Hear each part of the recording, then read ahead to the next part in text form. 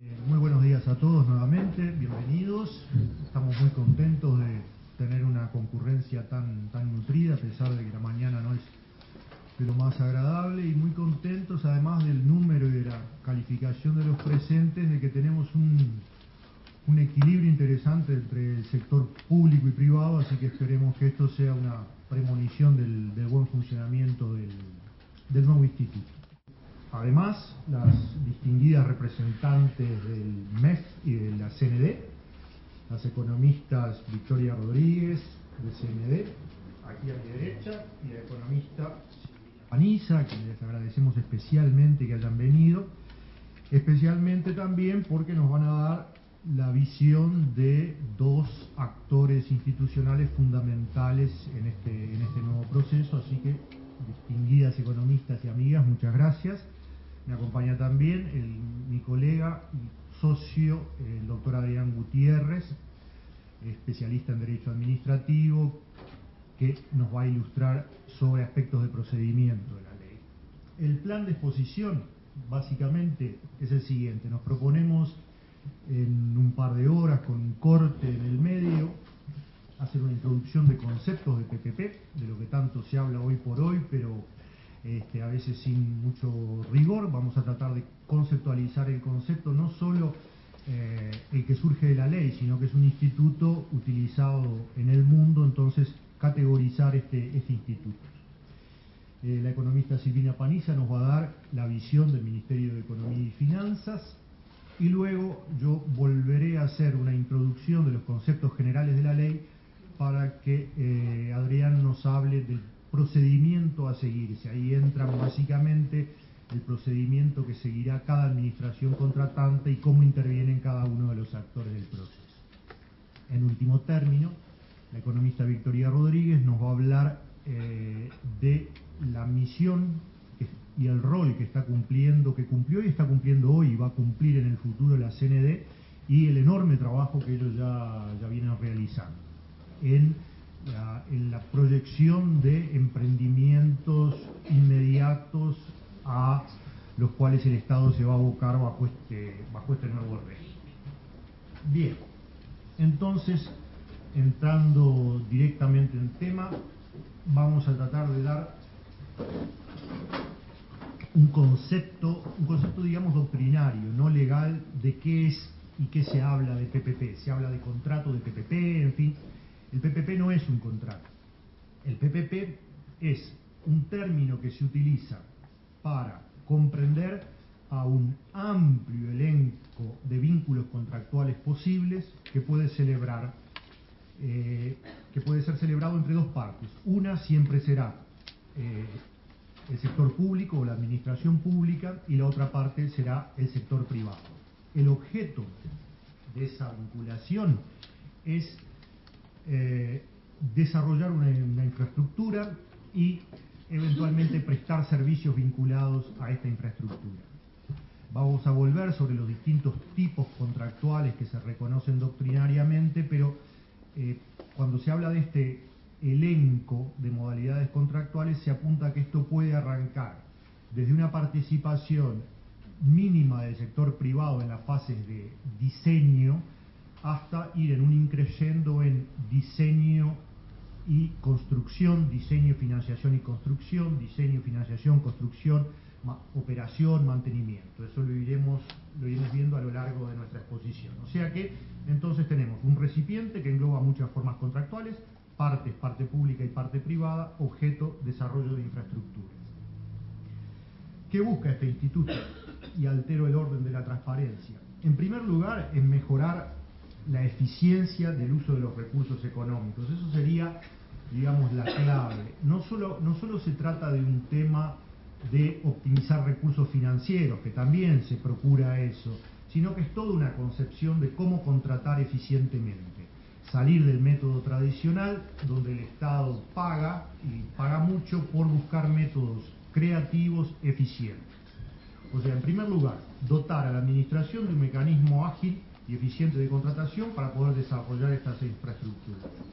En segundo lugar, que el mecanismo permita atraer a la inversión privada con el propósito, un doble propósito: para complementar la inversión pública o para liberar recursos públicos que tienen que ser destinados a otras áreas. Aquí hay acuerdos con que tenemos carencias en infraestructuras y también hay acuerdos en que el Estado no tiene los recursos o no tiene los recursos en el tiempo necesario para responder a todas las necesidades planteadas. Leí ayer en la prensa, o sea, básicamente cada ministro o titular de ente, ayer lo leía en Colonización, por ejemplo, decía que ni por asomo cuenta con los recursos para llevar adelante lo que se propone, sea las tierras que quiere comprar Colonización o las viviendas que quiere construir vivienda. Pues aquí entonces hay una herramienta más que se suma al elenco de herramientas posibles para procurar esa satisfacción de necesidad, ¿verdad? ¿Cuál es la lógica del sistema? La lógica del sistema es reconocer que cada parte, pública y privada, tiene ventajas comparativas. Sobre esa lógica de ventajas comparativas, combinar ambos esfuerzos para llevar adelante un proyecto. Una lógica de contratación tradicional, y he dicho esto por el ejercicio así de un abogado en la figura más despiadada o en la mala prensa que tenemos, al preparar un contrato el comprador busca cargar a la otra parte con todos los riesgos posibles y curarnos de todas y cualquier eventualidad. Que lo seguiremos haciendo, pero de a poco tendremos que empezar a cambiar. Por suerte ahora los economistas dominan la construcción de este tipo de contratos. Entonces, ¿eso qué implica? Puede ser muy sano desde el punto de vista de la protección de los derechos de mi cliente, pero se traduce en definitiva en un incremento de costos.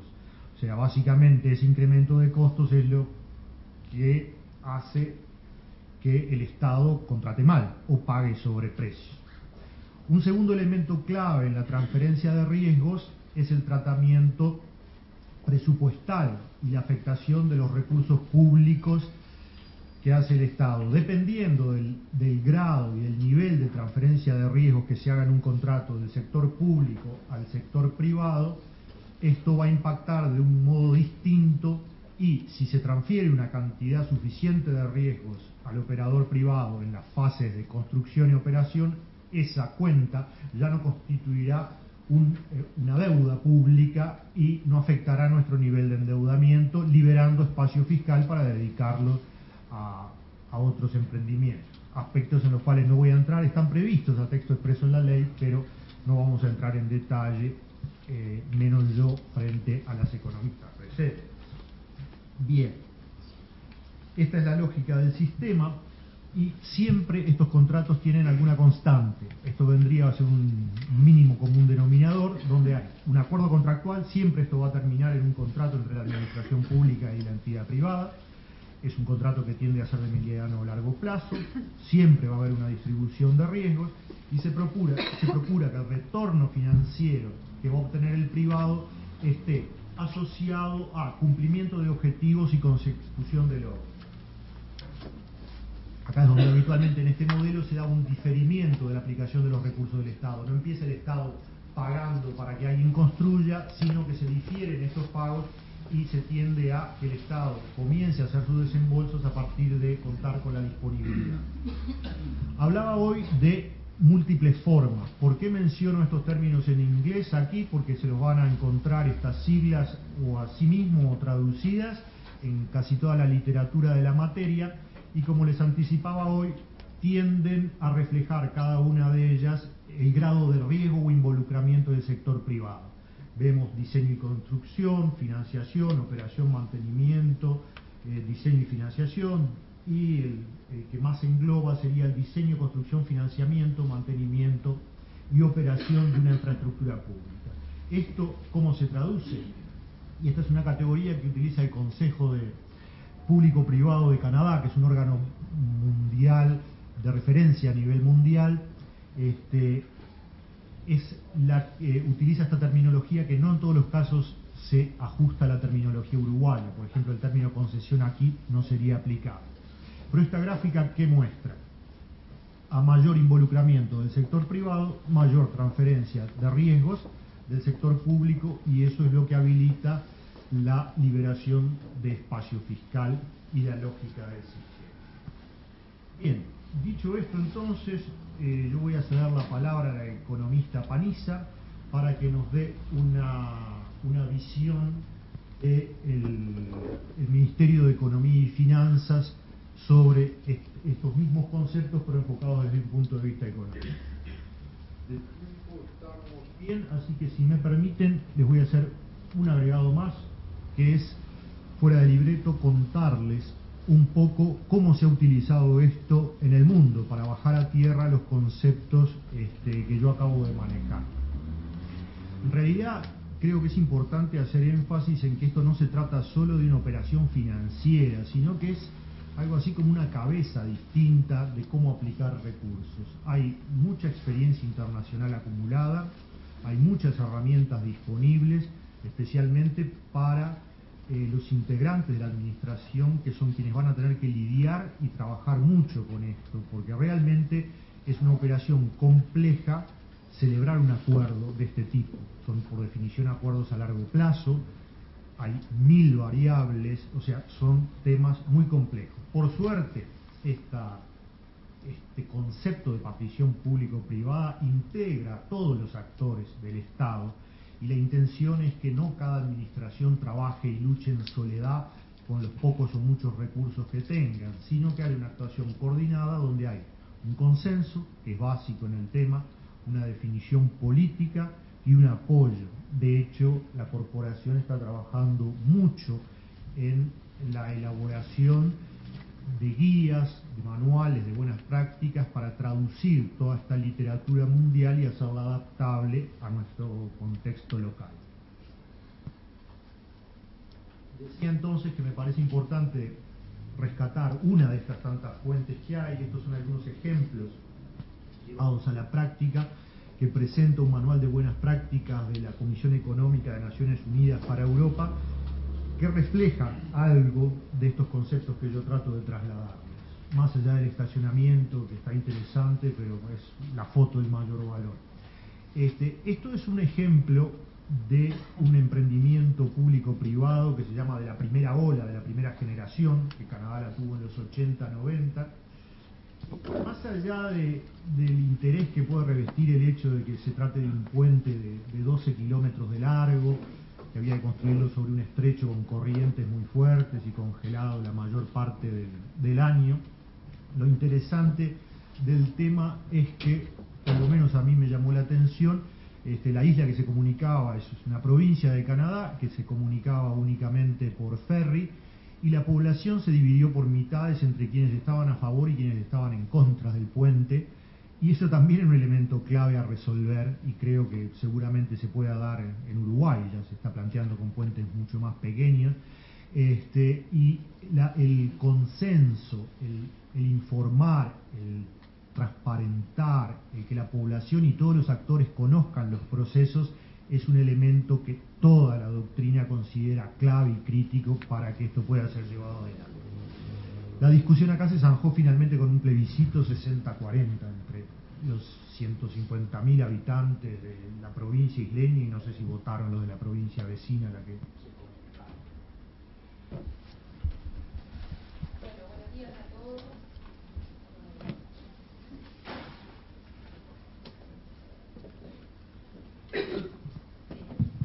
Buenos días a todos. En primer lugar, bueno, agradecer la invitación al estudio Rueda Abadí Pereira. Es un gusto estar aquí con ustedes y bueno, esperamos que esta presentación sea productiva para todos y que se lleven algo más de lo que son las PPP o de lo que pretenden ser acá en Uruguay. El plan de la exposición.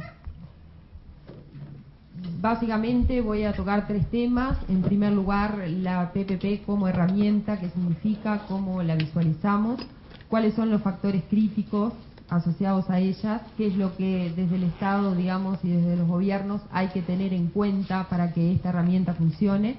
Y por último, cuál es el rol que nosotros entendemos que debería ser el del Ministerio de Economía y Finanzas. Bueno, en primer término, dentro de lo que es la PPP como herramienta, lo primero que nos preguntamos es, ¿existe una definición para los PPP? Bueno, sin lugar a dudas que, como decía Daniel, no hay una única definición, hay una amplia gama de definiciones. ¿Y por qué PPP? Bueno, esto se gesta en el marco de lo que son los Public-Private Partnership en Inglaterra, y de allí es que alrededor de todo el mundo esta sigla PPP, digamos, se ha hecho bastante usual.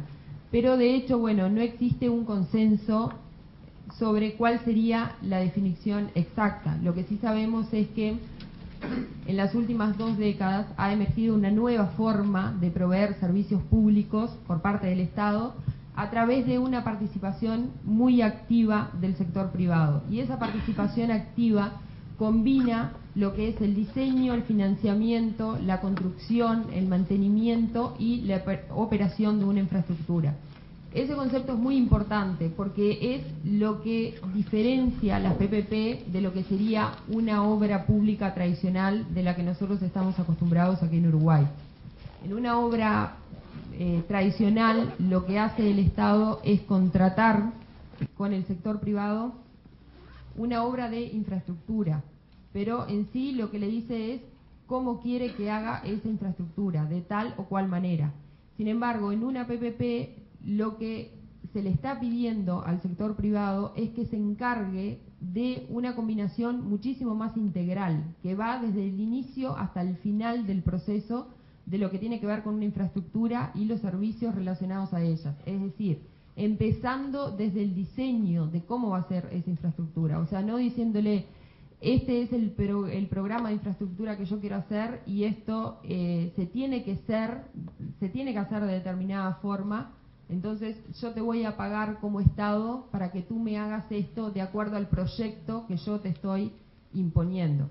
En la vía de PPP esto es bien diferente y el sector privado es el que tiene que definir el diseño, el que tiene que definir cómo va a ser esa construcción, el que se va a encargar a lo largo de mucho tiempo, de 20 o 30 años, de ese mantenimiento y de esa operación, y a su vez es también quien tiene que conseguir el financiamiento. Y esto también es bien diferente, porque lo que nosotros estamos acostumbrados a ver en la vía de contratación tradicional es que el Estado encarga al privado una obra y a medida que el privado va avanzando en esa obra, el Estado va, digamos, cancelando y va reconociendo ese estado de la obra y va pagando en consecuencia. Es decir, se construye una parte de la ruta y el Estado está de algún modo financiando. En las PPP no, quien tiene que conseguir el financiamiento es el privado. Y también quien tiene que hacer el diseño y la construcción, que es el privado, tiene que estar pensando cómo es la mejor forma de que eso luego le facilite las cosas a la hora de explotar esa infraestructura, es decir, de encargarse a lo largo de 30 años del mantenimiento de la operación. ¿Cómo son las características de estos contratos PPP? Bueno, en primer lugar, decir que son contratos de larga duración. Estamos hablando de contratos que no serían menores a 15 años, que irían quizás entre 20 y hasta 30 años, que tienen pagos diferidos en el tiempo, pero con una particularidad, que esos pagos diferidos están asociados indistintamente a la inversión y a los servicios, es decir, a la operación de esa infraestructura. Yo no le estoy pagando al privado, por un lado, la inversión, el privado construye la ruta y yo se la pago y luego se encarga del mantenimiento, y entonces le pago el mantenimiento y luego se encarga de operarla y yo le pago la operación. No.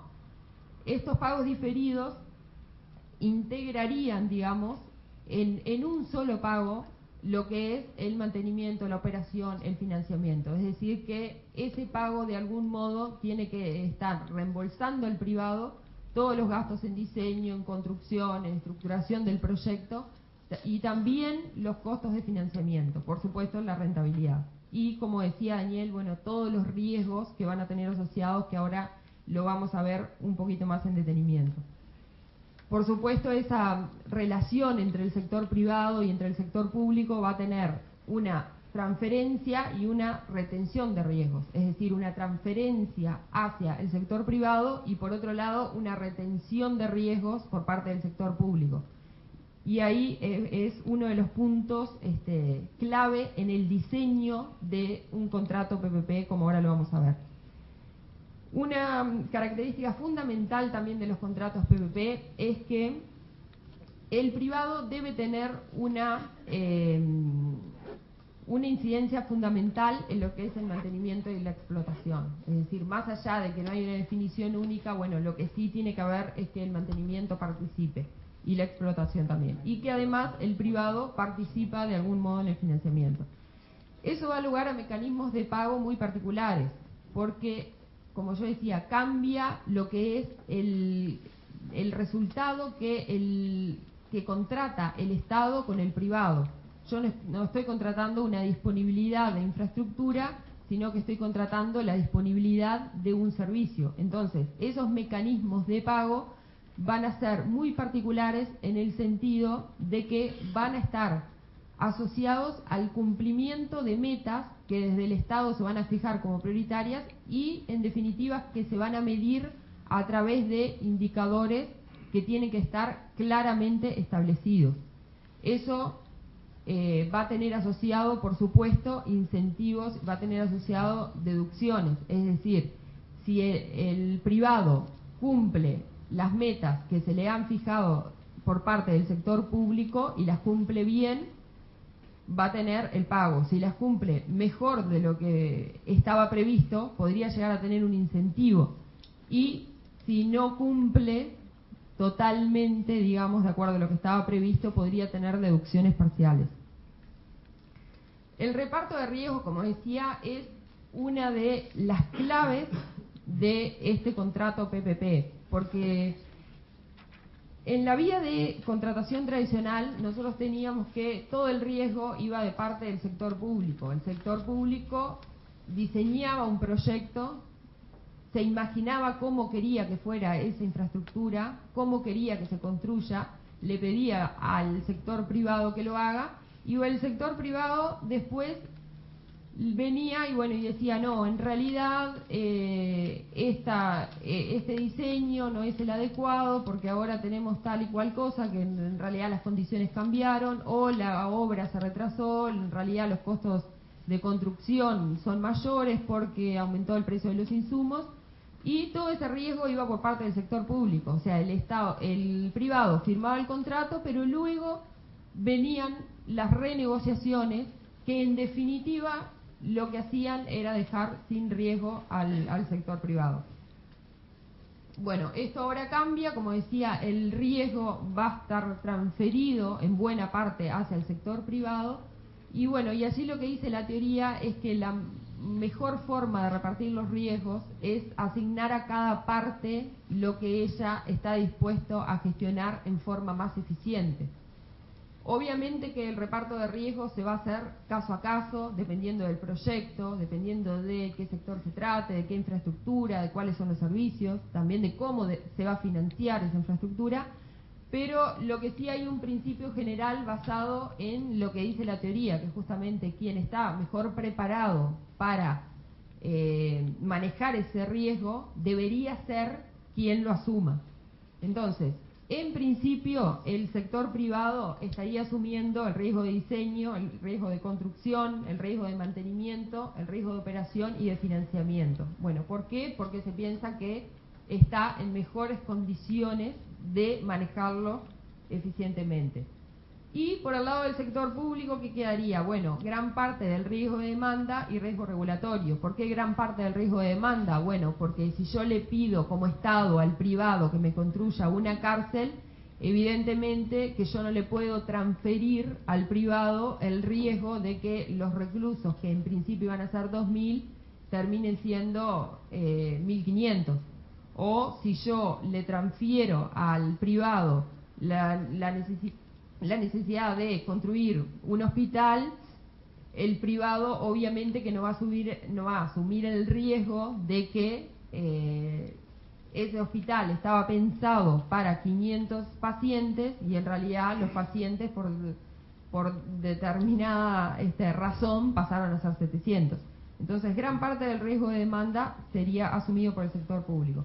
Por supuesto, también el riesgo regulatorio. ¿Esto qué quiere decir? Bueno, cambios en la normativa general del país, cambios regulatorios que de algún modo estarían incidiendo en lo que es ese contrato. El sector privado no tiene cómo manejar el cambio regulatorio, porque eso está a cargo del Estado.